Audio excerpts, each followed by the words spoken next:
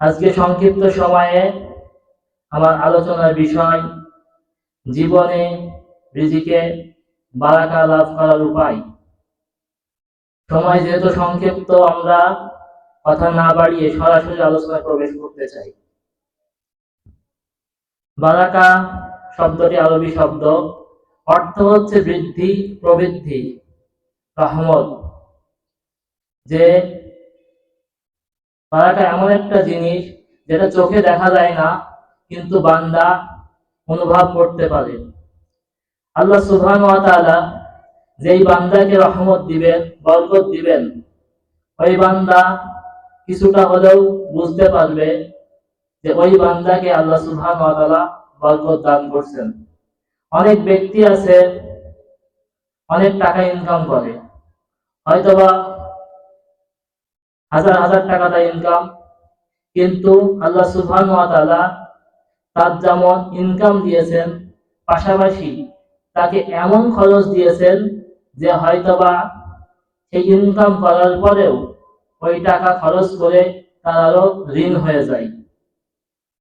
আবার অনেক মানুষ আছে ইনকাম হয়তো কম করে, কিন্তু ওই টাকার ভিতরে তার সংসার চালিয়ে দেখা যাচ্ছে কিছু টাকা এমন ভাবে জমা হয় সে আল্লাহ রাস্তায় ব্যয় করতে পারে। এটা বারাকা এমন জিনিস যেটা আল্লাহ সুবহানাহু ওয়া তাআলা মানুষকে দিতে পারে। সূরা মুলকের 1 নম্বর আয়াতের মধ্যে আল্লাহ বলেন, তাবারাকাল্লাযী বিয়াদিহিল মুলকু ওয়া হুয়া আলা কুল্লি শাইইন কাদির। বরকতময় তিনি, যার হাতেই সমস্ত কিছুর কর্তৃত্ব রয়েছে এবং তিনি সবকিছুর উপরে ক্ষমতাবান। আমাদের জীবনে বারাকা যিনি দান করতে পারেন তিনি আমার রব। সেই রবের কাছে বারাকা আমাদের চেয়ে নিতে হবে। আমাদের মুসলিম জীবনে বারাকা কেন প্রয়োজন?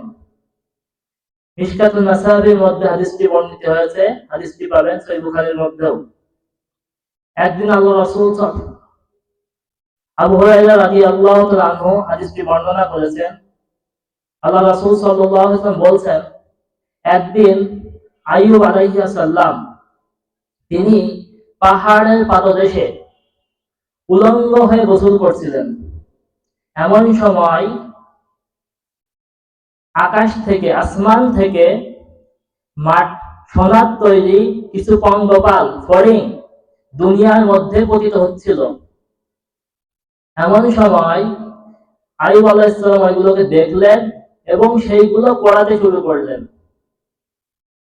যখন নাকি ওইগুলো পোড়াচ্ছিল আল্লাহর নবী আইয়ুব আলাইহিস সালাম, তখন আল্লাহ সুবহানাহু ওয়া তাআলা আইয়ুবকে ডেকে বলছেন, হে আইয়ুব, আমি কি তোমাকে এই যে সম্পদ তুমি দেখছো, এই সম্পদের অমুখাপেক্ষী বানাইনি?